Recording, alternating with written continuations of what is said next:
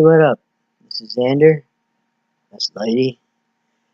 I'm going to talk a little bit about uh, being transgender and not realizing it at a young age. I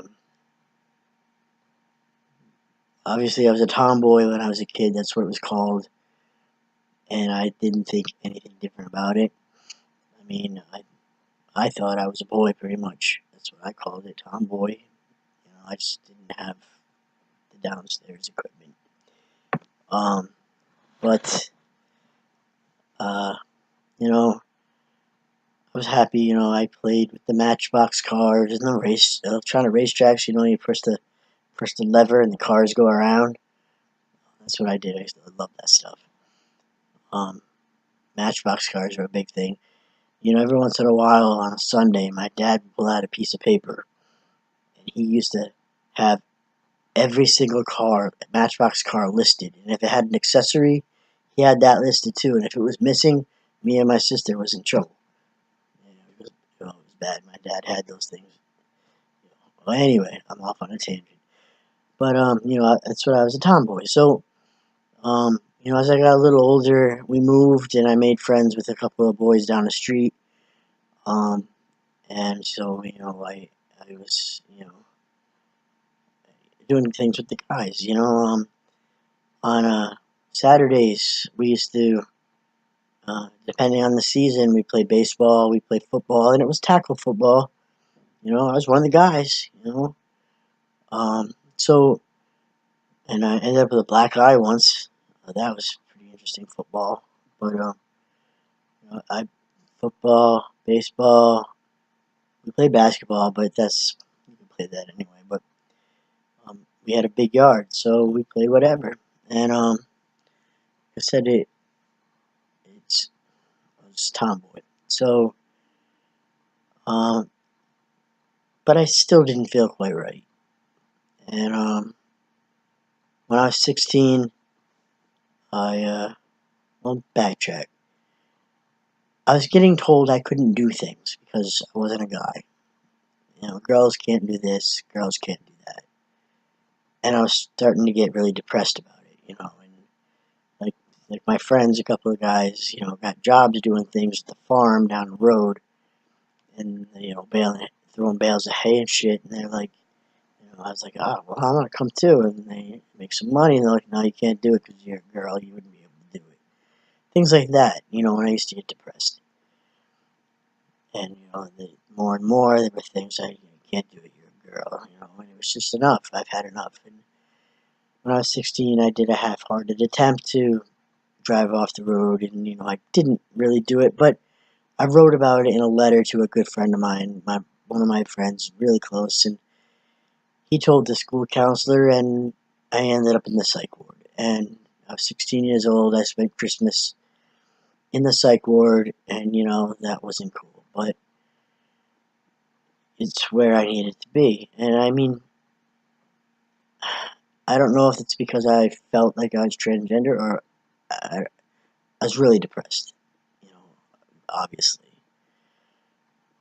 And actually, during that hospitalization, the social worker came into my room one day.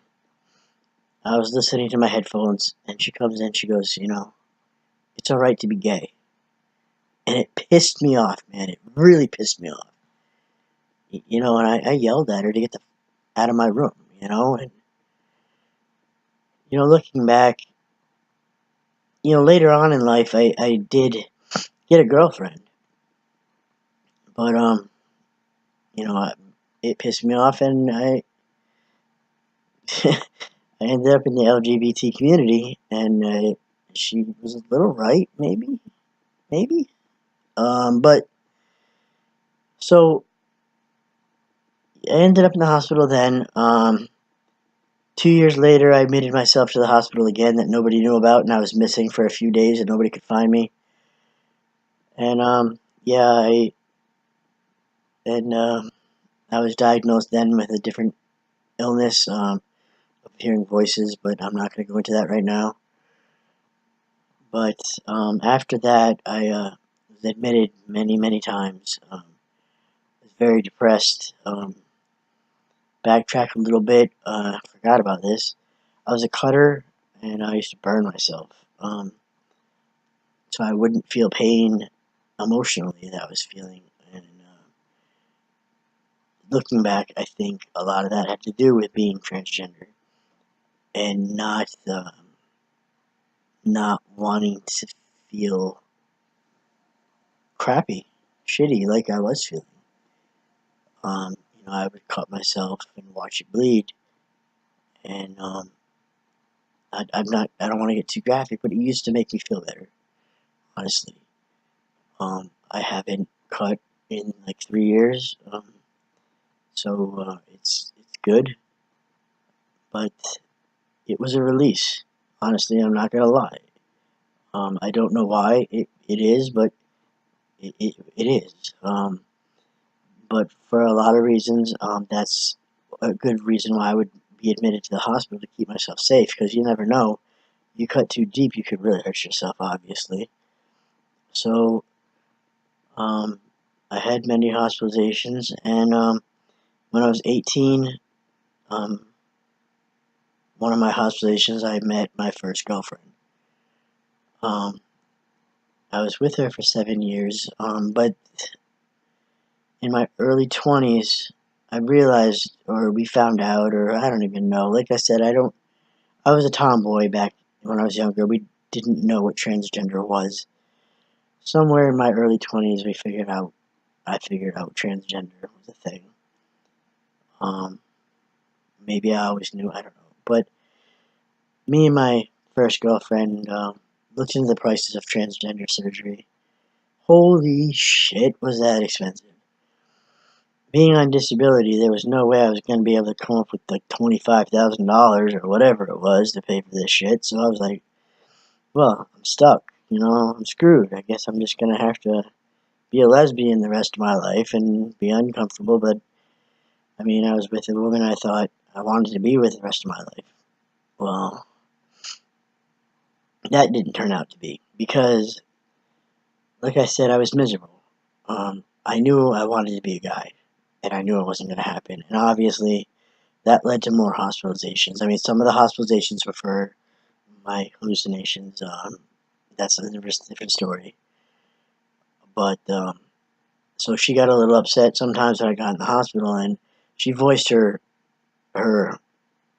opinion about me going to the hospital so many times once when I was being admitted. And it hurt, and I didn't think it was fair. So I figured, if this is going to happen, with her being upset about me going to the hospital, I just couldn't take it, and I had to leave. So, I'm not going to go any further into that. That ended my first relationship. But, anyway,